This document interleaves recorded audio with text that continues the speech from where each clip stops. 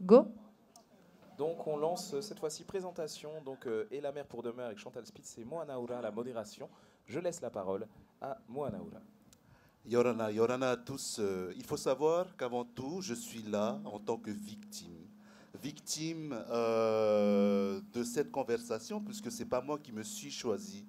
C'est Chantal qui a choisi et comme toute victime qui se respecte, j'ai accepté. Il y a un lien stockholmien entre nous quelque part où, bien sûr, le dominé respecte la dominante. Et d'ailleurs, je vais oser. Pendant que je parle, tu peux t'appliquer à me dédicacer mon livre à moi. Non, c'est pas fait. Tu vois, en plus, ça me fait croire que c'est déjà fait. Donc, pendant qu'elle dédicace, je vais vous partager, bien sûr. Donc, n'équipe pas les choses obscènes.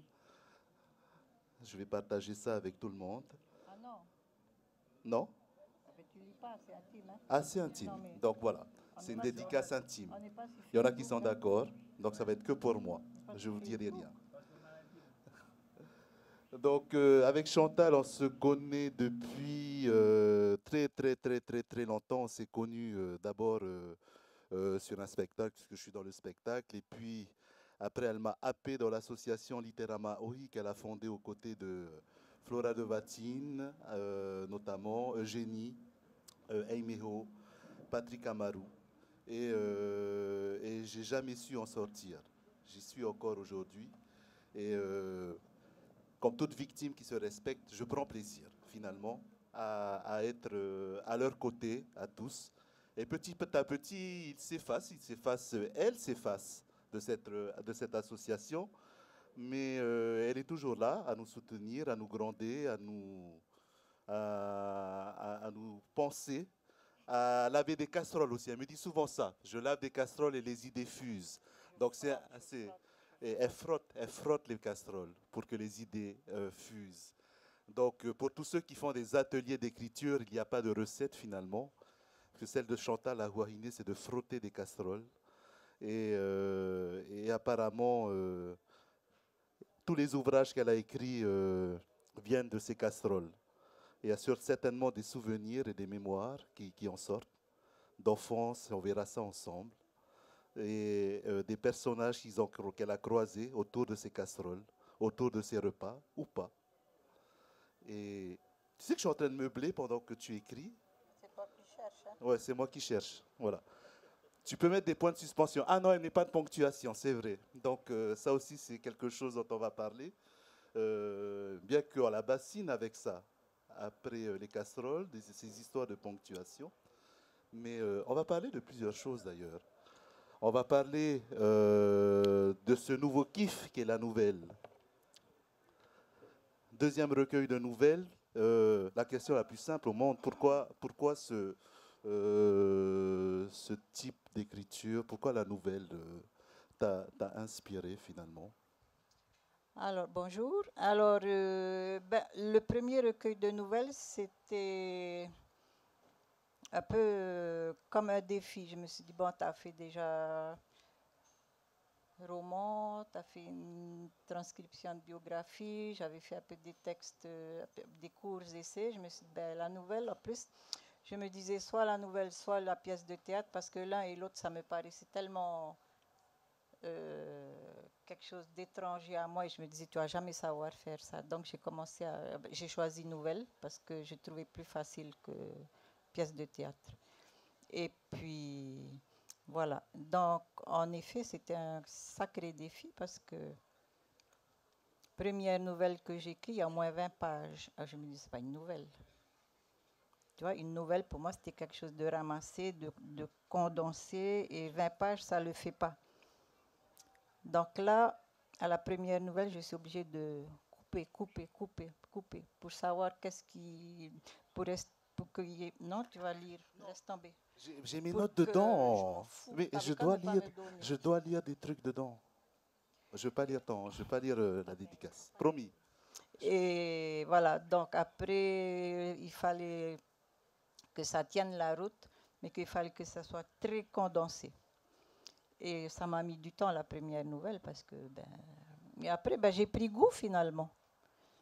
Et ce qui est bien avec les nouvelles aussi, c'est pour ça que j'ai fait un deuxième recueil, c'est que tu peux écrire une nouvelle, évidemment, c'est tellement évident, en moins de temps qu'un roman, mais ça te permet aussi d'aborder plusieurs sujets que tu ne peux pas forcément enfiler dans un roman. Tu vois, donc, comme j'ai plein d'idées, donc, comme je frotte beaucoup de casseroles, donc voilà, ça me permet de parler de plein de sujets qui me tiennent à cœur et sans être obligé de faire sans être obligé de faire pendant 3 ans. Mon éditeur, il doit ricaner parce que ça fait 5 ans. Et finalement, entre toutes ces nouvelles, est-ce que tu cherches à avoir un lieu commun? Non, enfin, le commun, c'est les gens de ce pays. Et Parce si je te disais que le commun, c'était le malheur des gens de ce pays, finalement? Peut-être, mais c'est toujours les gens. Est-ce que le mot bonheur apparaît parfois dans tes nouvelles? C'est plein d'amour, hein, quand même. Oui, c'est plein d'amour. Peu de bonheur. Ben, il y a quand même des gens heureux, non? Si tu cherches bien. Ah, je cherche. Ouais. Là, tu meurs, puisque je vais chercher des gens heureux.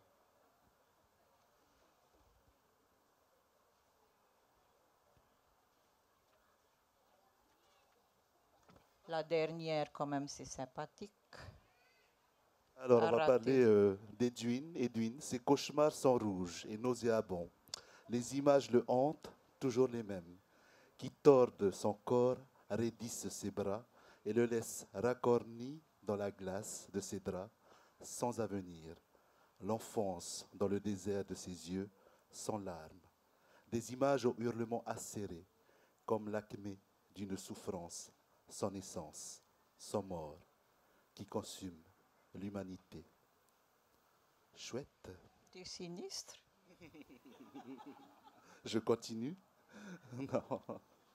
Oui, donc c'est finalement, en quelque sorte, quelque part, c'est ce que moi je vais appeler, et je vais me permettre, je ne suis pas universitaire évidemment, hein, j'appelle les choses comme je veux, si tu permets, je n'ai pas fait d'études, hein.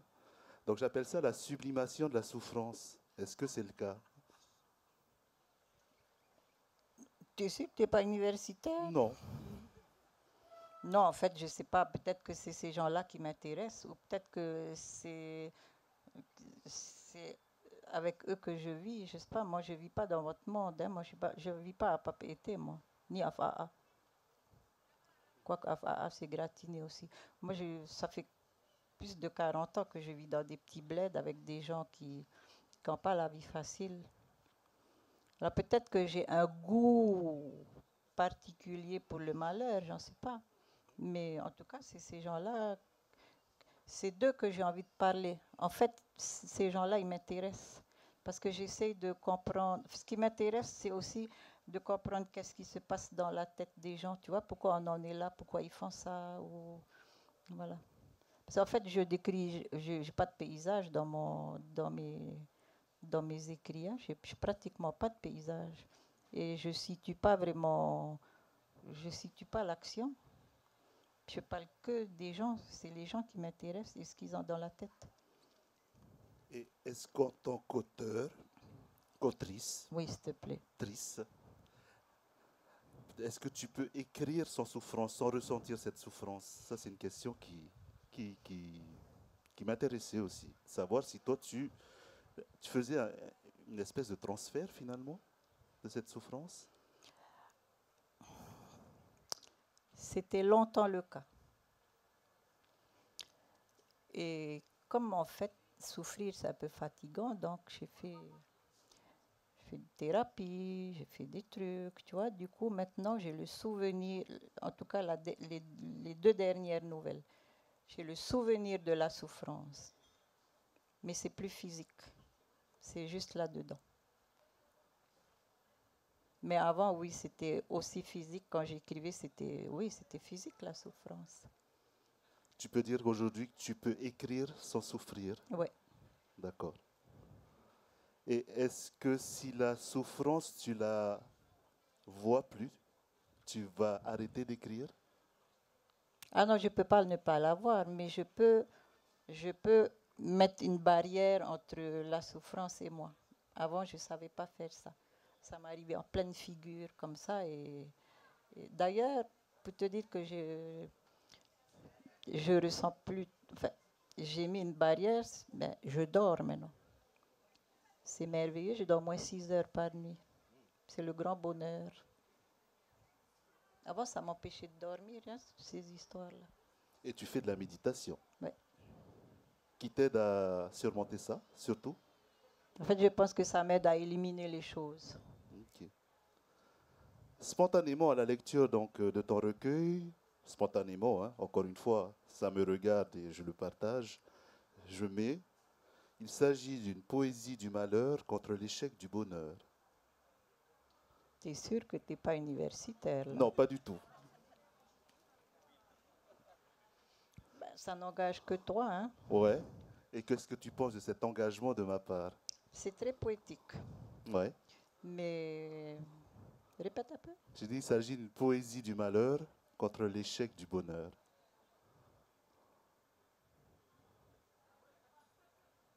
Ah, tu vois un échec du bonheur, toi? Ouais. Je sais pas, en fait, tu vois, c'est toujours compliqué quand on me pose des questions parce que je pense pas, moi, à tout ça quand j'écris. Mhm. En fait, c'est les gens qui me disent, qui voient dans les textes, mais moi que j'écris, ben, juste j'écris. J'écris pour évacuer ce qu'il y a dans moi et qui me pourrit un peu la vie, quoi. C'est pour ça que j'écris. Mais je réfléchis pas si c'est le bonheur, le malheur. Voilà. En fait, j'écris. C'est compliqué pour moi d'expliquer. Et c'est compliqué d'analyser. Parce que juste j'écris. En fait, c'est une écriture pour survivre, quoi. Donc, c'est pas réfléchi. Est-ce que c'est une écriture résilience ou pas? Ben, on dirait que ça devient, hein. Quand même, les 2 dernières nouvelles, enfin, il y a de l'espoir. Il y en a, Voilà, il y en a. voilà. Mais l'espoir naît toujours voilà, de douleur, de souffrance et de malheur. Quelque part. Alors, il y a une autre réflexion que... Alors, ça c'est toujours personnel, hein, et c'est au sujet de la ponctuation, évidemment. Et je sais que tu es très attaché au himene de chez nous, au himene Tumu, au himene traditionnel donc polynésien, que ce soit Tahiti, Raromatei, peut-être une préférence, Tarabat Raromatei, Tarabat Tahiti ou O. Non, j'ai pas de préférence. J'aime tout. D'accord. Alors, je mets pas de ponctuation dans ce recueil, comme tous les autres ouvrages que tu proposes. Comme le himene n'a pas de musique d'accompagnement, il se pourrait que ce soit une écriture polyphonique, à plusieurs voix. En fait, depuis le début, on me dit, est-ce que ça, l'écriture, comment tu écris, est-ce que ça a à voir avec la tradition orale et tout et tout. Et en fait, en réfléchissant, je m'aperçois que non, ça n'a pas à voir avec la tradition orale, ça a à voir avec le rythme des hymnes. C'est pas, enfin, je me réfère pas à la tradition orale, ben, d'abord parce que je connais pas vraiment la tradition orale. Parce que même si j'ai entendu des déclamations quand j'étais gamine, mais voilà, je ne vais pas aller non plus m'approprier quelque chose que je ne connais pas. Par contre, les hymnes, oui, c'est ça, tu vois, c'est ce battement-là, ce rythme, c'est ça Ok. qui résonne dans ma tête, en fait. Et quelque part, effectivement, c'est ce que je retrouve à la lecture d'une des nouvelles donc, de ce nouveau recueil. Je vous confie un petit extrait. Et cet extrait me fait penser finalement au Ha'u qu'on retrouve dans les hymnes. La mer est rouge, rouge, rouge squale, rouge panique, rouge sang, rouge douleur, rouge couleur, rouge mer, rouge amour, rouge absence, rouge terreur, rouge haine, rouge haine, rouge haine, qui ronge rouge, qui hurle rouge, qui irrigue rouge du bleu océan dans lequel nous baignons. Rouge épais dans l'odeur m'enivre, rouge, rouge dans lequel je plonge, qui m'isole de mon frère.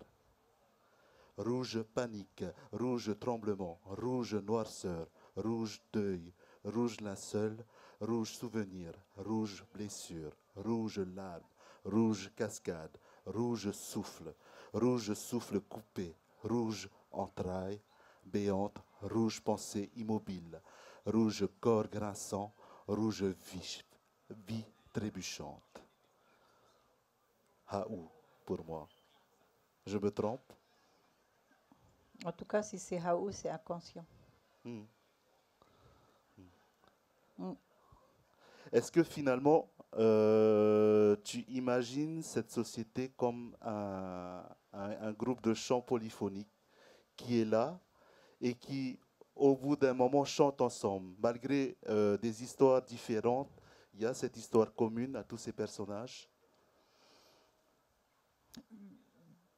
C'est pas vraiment un truc auquel je pense, mais quand tu disais une société comme ça, je pensais, ça me faisait venir à l'idée que, en fait, ce qui me manque de mon enfance, c'est les relations humaines. Parce que je trouve qu'il n'y a plus de liens sociaux vraiment, à part dans les petits groupes. Mais quand j'étais petite, mais j'ai grandi là, hein, mais c'était avant CEP. Donc c'est ça qui me manque, en fait, c'est tous ces cercles. Tu as d'abord le cercle de la famille, après tu as le cercle du quartier, après ça, plus tu grandis, plus tu élargis tes cercles. Et je me dis toujours que, bien sûr, c'est les bâtiments, ils ont tout dégueulassé, cette ville, mais c'est pas tellement ça qui me manque. Ce qui me manque, c'est ces relations qu'on n'a plus. Et peut-être que c'est ça, j'en sais rien. Le rapport à la communauté, c'est ça? Oui. Parce que dans les années 60, quand même à Papeete, la communauté, c'était important. C'était très, très important. Donc, ce qu'on n'a plus, maintenant, tout le monde est derrière un mur, avec des chiens, avec des caméras, tu ne connais plus tes voisins. Mais moi, j'ai grandi là, on venait jouer ici à Eria avec des manguiers, il y avait, voilà, tu vois, et puis on était sûrs, et nos parents étaient sûrs que quand on sortait, on pouvait disparaître toute la journée, mais nos parents, ils étaient sûrs qu'il y aurait toujours quelqu'un pour nous surveiller, où qu'on aille. Est-ce que c'est cette ça, cette absence de communauté ça que tu dénonces quelque part indirectement? Ou peut-être qui fragilise cette société, peut-être? Ouais, ou qui me manque terriblement, quoi. Enfin, je trouve que ça me manque pas terriblement parce que j'habite dans un petit village, donc j'ai retrouvé, mais je trouve que ça manque quand même à ce pays et que ça manque aux enfants de ce pays. Et pourtant, l'auteur et l'acte d'écrire est un acte complètement individuel. Et égoïste. Et pathologique. Thérapeutique. Non, mais enfin, je veux dire, pour oser penser que tu peux faire naître un monde parce que tu utilises des mots, il faut quand même être un peu, non? Voilà, quoi. Parce qu'en fait, c'est ça que je fais. Même si je raconte des histoires, mais voilà, je fais naître un monde avec mes mots. Alors, dans la nouvelle qui s'intitule « J'eus un pays », cette nouvelle commence par « Ce qui frappe, c'est l'ordre. L'ordre est l'espace, l'ordre est le silence, l'ordre est la paix, l'ordre comme un moule dans lequel tout se restreint, s'éteint, se tait. L'ordre comme une insulte à l'humanité affaiblie, atrophiée, abolie. L'ordre comme un oubli, un défaut, un vide. Et cet ordre de société, et paradoxalement ce désordre, c'est ce que quelque part, on venait de dire avec la communauté, c'est ce qui rend instable la société. C'est ce que tu dénonces aussi, la stabilité. En fait, non, l'ordre, moi, ça me fait très peur, l'ordre. C'est tout le contraire de la communauté. L'ordre, la communauté, c'est bouillonnant, c'est vivant, voilà, il y a des relations. L'ordre, c'est le contraire de la vie, l'ordre. Donc, voilà, et puis après, ben, c'est un peu triste, c'est pas triste, mais cette nouvelle. Mais voilà, quoi, c'est parce que il y a des trucs qui se sont passés, et en fait, c'est l'ordre de la dictature, quoi. C'est l'instauration d'une dictature. Et ce qui fout la trouille dans la dictature, c'est bien cet ordre-là. C'est comme une négation de l'humain, une dictature. On en a plein des exemples. On en a eu tout le long de l'histoire humaine, et là, on en a plein encore, quand même, des exemples où l'ordre, ça tue l'humanité. Et c'est ta crainte pour notre pays aujourd'hui? C'est l'impression qu'on a en tout cas. En fait, c'est juste un pays. Hein. Ça a failli nous... Enfin, ça n'a pas failli nous arriver comme ça, mais c'était l'histoire de ces libertariens qui voulaient faire des îles flottantes, là. Donc après, j'ai imaginé, s'ils s'installaient, jusqu'où on pourrait aller. Parce que ouvrir la porte quand même à des gens qui veulent vivre en dehors de toutes les règles humaines et en faisant eux leur monde, quoi. Juste à notre porte, moi, ça m'a un peu foutu la trouille. Donc, bien sûr, hein, j'ai imaginé que s'ils s'étaient installés, eh ben, on aurait pu aller jusqu'à une dictature. Et que même pas on aurait branché. Parce que quand même, quand tu acceptes que des gens comme ça viennent s'installer dans ton pays sous prétexte qu'ils vont apporter de l'argent, il faut quand même se poser des questions sur la santé mentale des gens qui disent oui à ce genre de projet.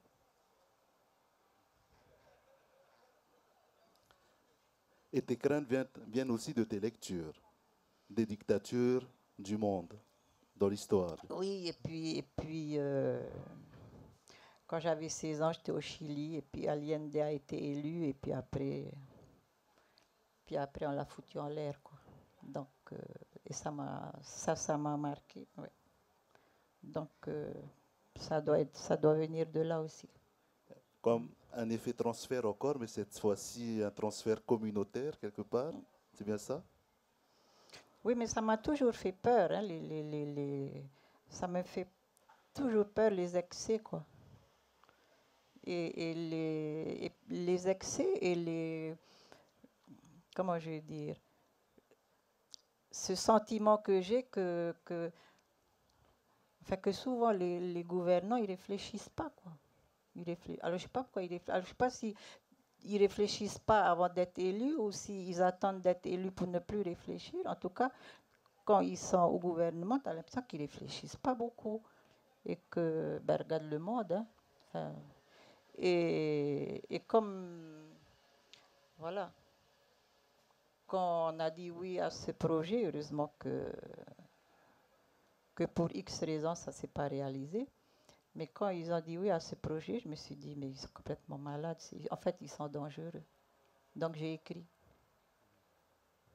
Et tu disais en aparté dans une conversation qu'on avait eue que les changements viendraient de la société et donc viendraient par extension par les auteurs. Est-ce que finalement ce recueil est une prise de conscience en quelque sorte ou un cri d'alerte? En fait, c'est aussi ce que Wallace et José disaient, hein. Le changement, ça peut venir que de la société et pas des politiques. C'est la société qui impose aux politiques la direction à prendre. Mais pas que les auteurs, tous les artistes. Et ce que je regrette, c'est qu'on n'est pas capable de fédérer tous les artistes pour avoir un projet de société commun et pour faire bouger les lignes politiques. Parce que c'est la société. Il y a rien qu'en France, là cet été, il y a eu un grand débat parce qu'il y a eu cette affiche du planning familial là. Même les hommes peuvent être enceints, donc ça fait. Mais tu vois, par exemple, ce combat des femmes, des LGBT, queer, plus, c'est la société qui a fait bouger l'avortement, la pilule. C'est pas les politiques. Les politiques, ils attendent que ça leur pète à la figure et après, ils essayent de faire quelque chose. Donc moi, je suis persuadée que là,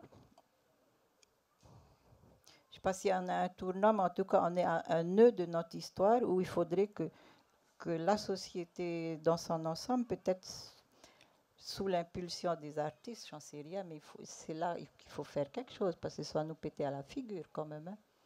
Parce que la société est quand même dans une situation dramatique, même si on n'a pas envie de voir. Qu'est-ce qui pourrait nous arriver, selon toi? Que ça explose, comme en 95, mais je pense qu'on va regretter 1995. Je pense qu'on va trouver que c'était très gentil. Parce que je disais là hier, je ne sais plus à qui, quand je vais au marché maintenant, je sens quelques regards de haine. Parce que, même si ça ne m'intéresse pas, mais je suis comme, enfin, dans la tête des gens, je suis ici de ce milieu aristo-bourgeois qui s'automutile quand il s'appelle demi. Donc je suis une représentante pour les gens, je suis une représentante de ça. Et quand je vais au marché maintenant, je sens des regards de haine.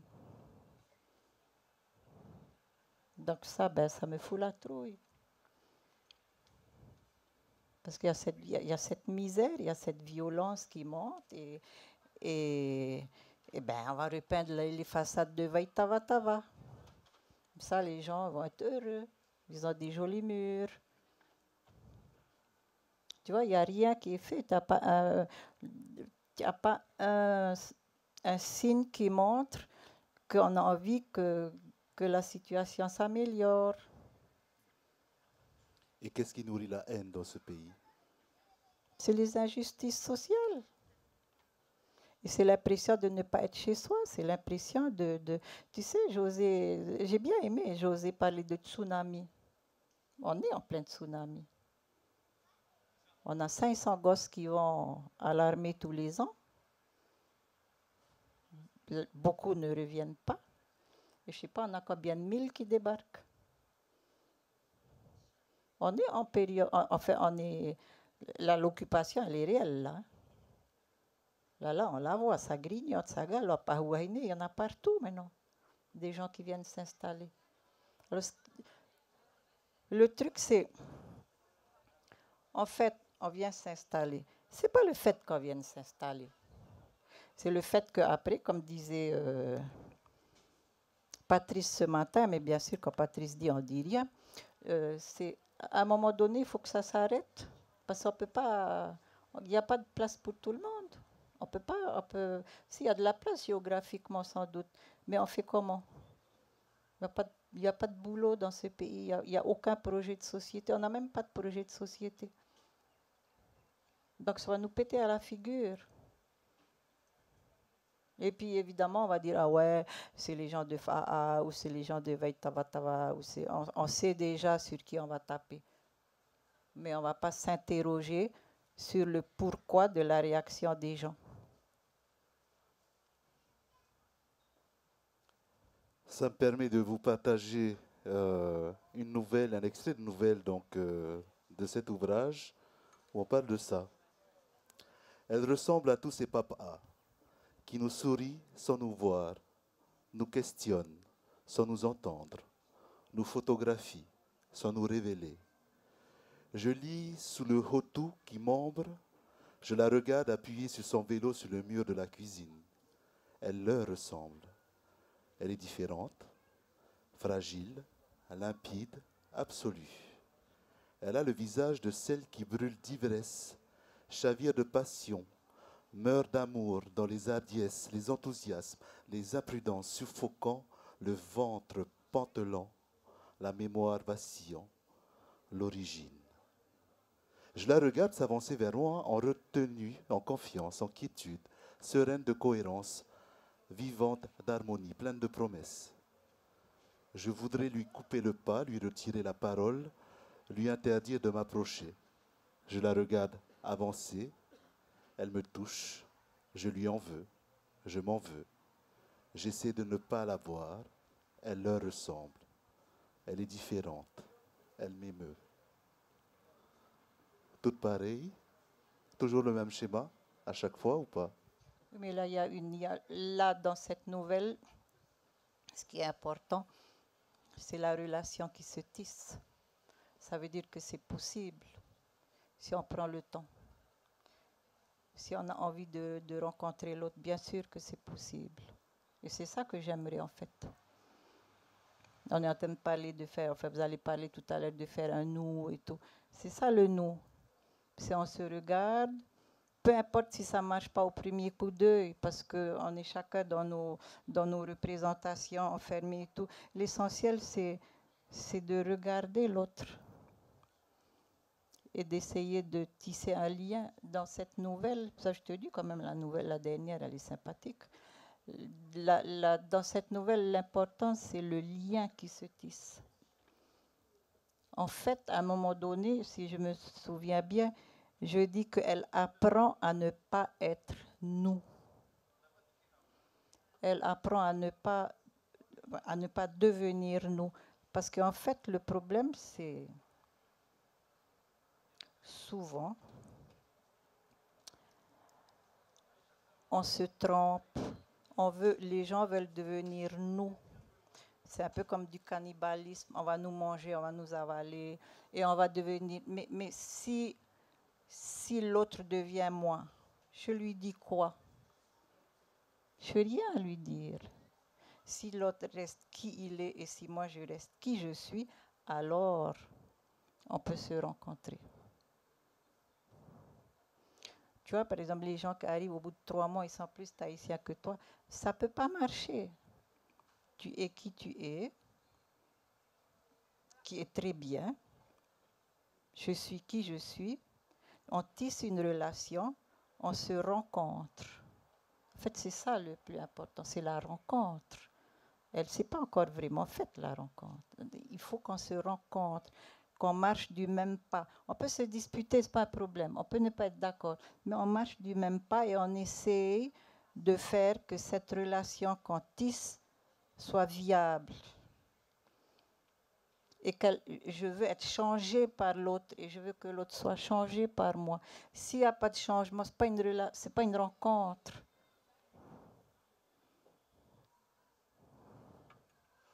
Encore faut-il savoir qui on est.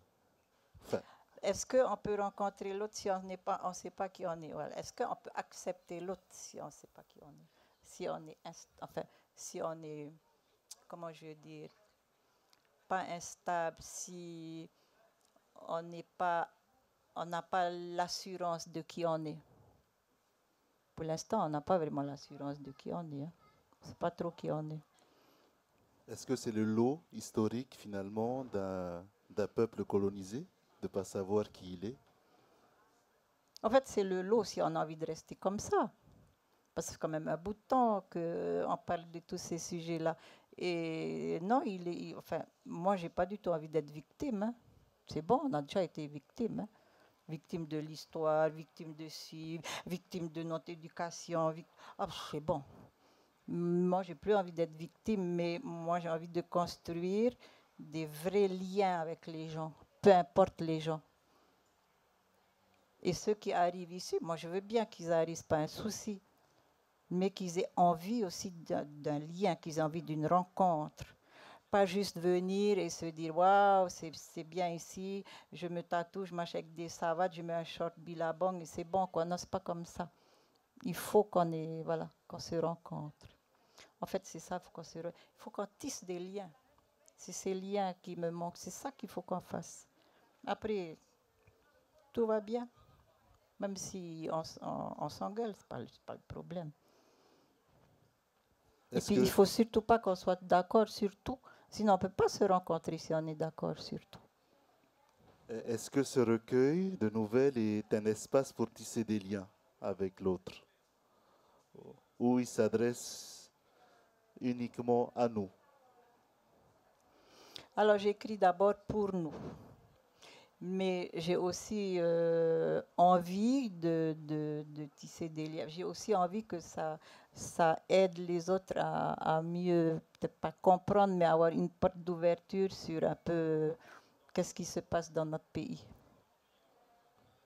En fait, c'est pour nous aussi, hein, parce que nous-mêmes, on ne sait pas ce qui se passe dans notre pays. Hein, parce qu'il y a plein de gens de chez nous qui découvrent hein, des histoires. Et ça, c'est que des histoires. Quand je raconte, c'est que des faits divers. Hein, des gens que j'ai rencontrés ou voilà.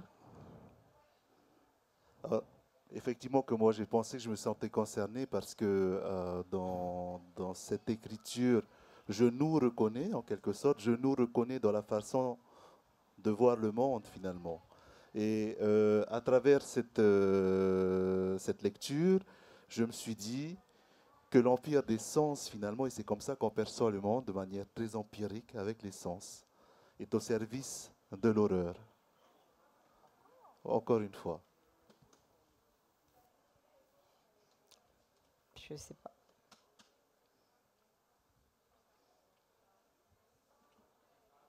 Tu veux que je cherche un extrait peut-être? Ben, à toi de te justifier. Une autre nouvelle. Ma femme s'appelle Adeline. Je l'ai tuée. Je voulais la tuer. La tuer vraiment, la tuer pour l'extirper de ma vie, l'expulser de ma vue, m'exiler d'elle. La tuer vraiment. La tuer pour hausser mon souffle, ouvrir mon corps, la quitter. La tuer pour qu'elle disparaisse. La tuer pour taire ses peines, éteindre mes échecs, tarir nos enfers. La tuer vraiment. La tuer entièrement. La tuer à jamais. Je nourris les flammes qui rongent mes sommeils, harcèlent mes jours, embrasent mes raisons. Les furies surgissent de mes secrètes noirceurs, vomies par les démons qui dépaissent mon âme infectée. Ils sourdent d'un enfoncement du temps perdu d'un âge sans durée. Ils déferlent dans mon souffle, claquent dans ma tête, tempêtent dans mon corps. Ils prennent possession de moi, une possession brutale, stridente, glaciale, qui m'aveugle et éclot ma fatale démence. Ma femme s'appelle Adeline. Elle méritait de mourir. Je l'ai tuée.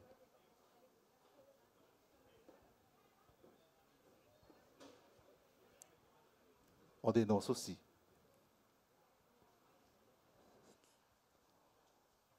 Ce qui m'agace, c'est un peu quand les hommes tuent leurs femmes. Parce qu'on va toujours essayer de leur trouver une raison. Soit la femme n'a pas fait quelque chose, ou soit elle a fait quelque chose. Enfin, on essaie toujours, il n'y a pas de raison. Sauf quand c'est un accident. Mais dans ce cas-là, ce n'est pas un accident. Il la massacre. Donc, il a vraiment envie qu'elle disparaisse. En fait, moi, quand j'ai divorcé, j'avais tué le mec, tu vois. Donc, je me dis que tu as vraiment envie de tuer quelqu'un pour qu'il sorte de ta vie. Ça, ça arrive à n'importe qui. Bon, lui il est même pas spécial. En fait, c'est même pas parce qu'il boit, c'est même pas parce qu'il fait quelque chose. Il a vraiment envie de la tuer parce qu'elle le dérange, parce qu'elle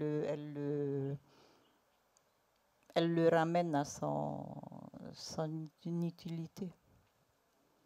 Donc, non, il a vraiment envie de la tuer. Et comme moi, j'avais envie de tuer le père de mes gosses, donc je sais qu'on a envie de tuer quelqu'un pour qu'il disparaisse de sa vie. Et lui est passé à l'acte. Lui, il est passé à l'acte, pas moi, heureusement. On ne serait pas là. J'imagine. On ne serait pas là, Voilà. certainement. On ferait ça, moi à Noutania et toi là. En visioconférence, peut-être, oui.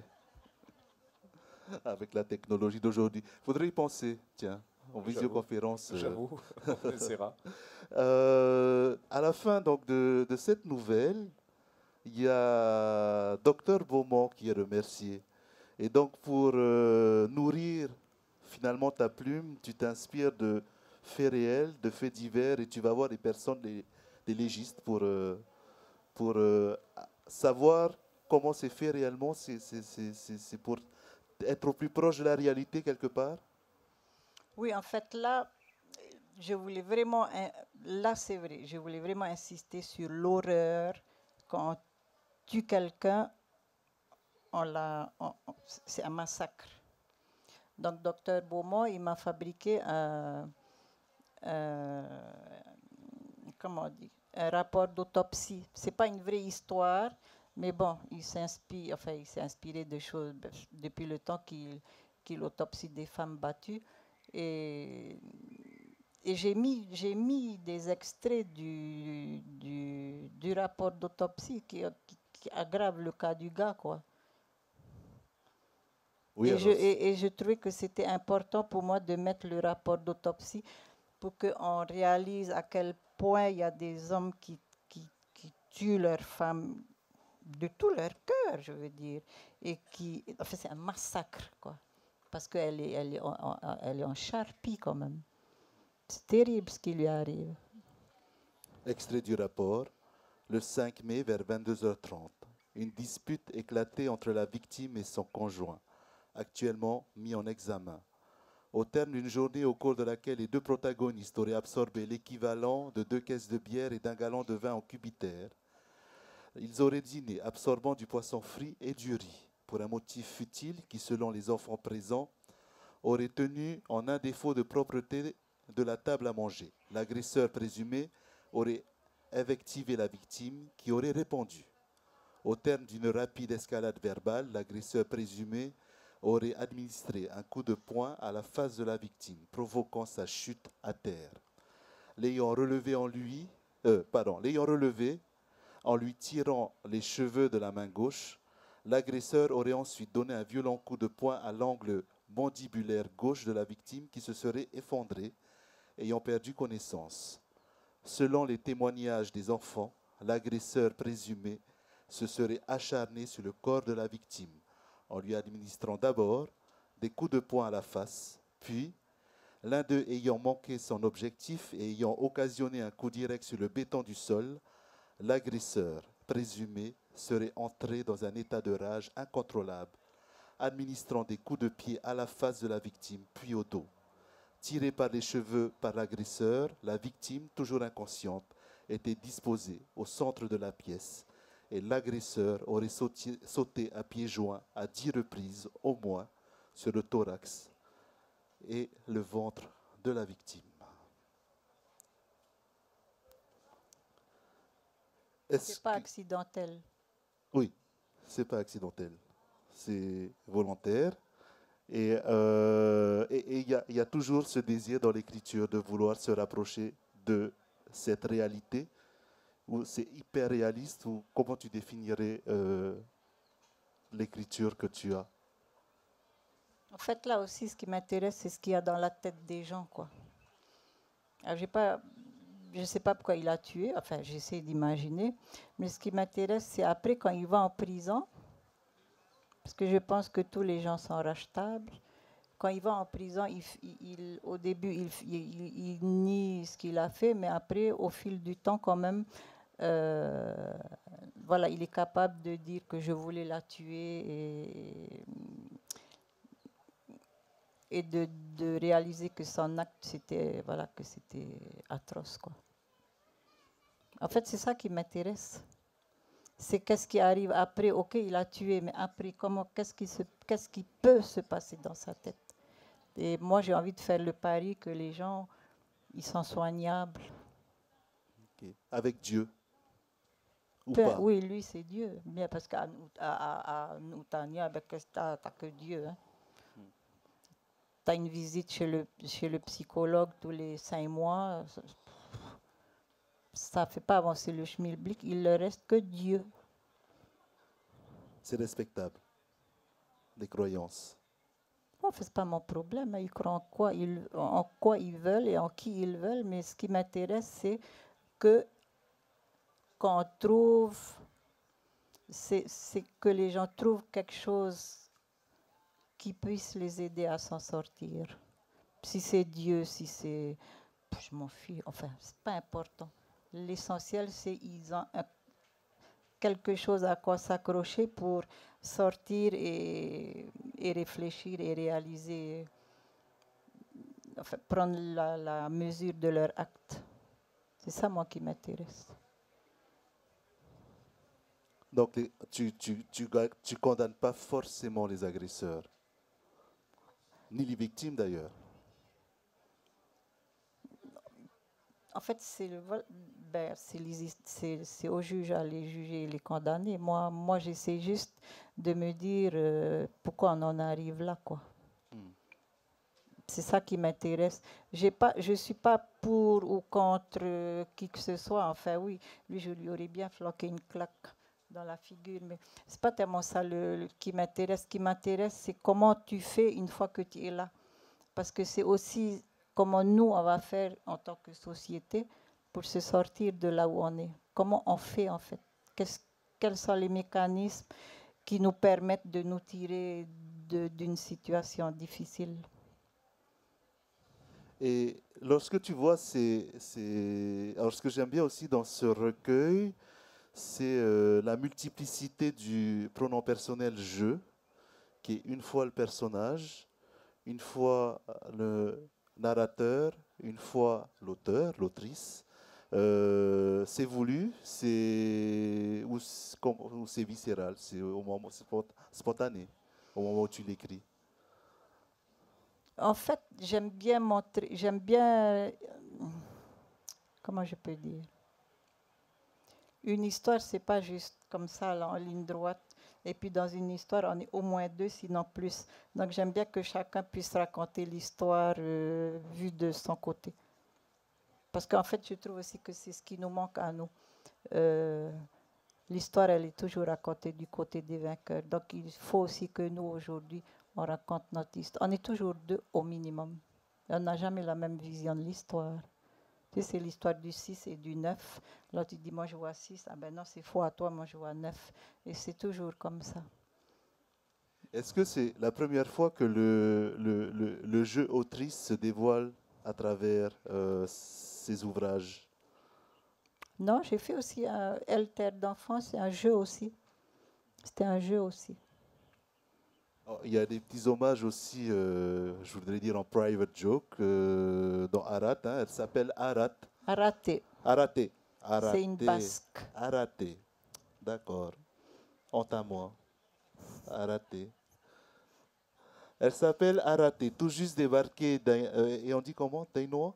Ainoa. Dainoa, un village de France à peine plus peuplé que le nôtre, pour rédiger sa thèse de doctorat en ethnologie.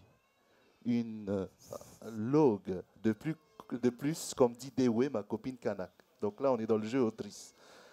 Fatiguée de tous les archéologues, anthropologues, sociologues, experts en pratiques, coutumes, particularismes indigènes qui n'en finissent pas de se répandre en conférences, colloques, séminaires, parcours obligés de leur itinéraire professionnel. Un petit hommage à Dewe en passant. C'était important de rendre hommage à Dewe. Non, en fait, c'est juste parce que tu vois, on dit souvent maintenant, ah, c'est un log de plus. Mais ça, c'est vraiment Dewey qui a dit, quoi. Un log, tous les logs. Donc, à chaque fois que je dis un log, je pense à elle. Je dis, ah ben voilà, la copine Dewey, pouf, le log.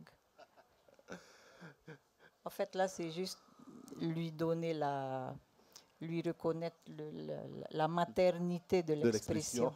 Ouais. Et en même temps, il y a des jeux que vous partagez avec Dewe. Quels sont les combats que vous partagez ensemble? Enfin, elle, le combat, hein, moi je suis Voilà, moi, j'ai pas fait des choses pour aller en prison. Elle, c'est vraiment... Et puis, je me suis pas engagée en politique. En fait, je crois que si on peut résumer, mais on peut jamais résumer quelqu'un, mais Dewey, c'est quelqu'un qui est debout et qui veut que son peuple soit debout dans un pays libre. C'est ça, là, c'est ça sa vie. Et si je reprends la même phrase avec Chantal, ça fonctionne? Ouais, mais moi, j'ai pas, c'est pas mon truc l'engagement politique. Parce que faire des concessions, aller voir les gens et tout ça, je ne saurais pas faire. Je ne sais pas faire ça. Donc moi, je suis vraiment, depuis petite, je suis une solitaire. D'accord. On ne dirait pas parce que je vais me répandre en blabla sur la place publique, mais en fait, je suis une solitaire. Voilà, je pense qu'on va passer aux questions des personnes dans le public, s'il y en a d'ailleurs.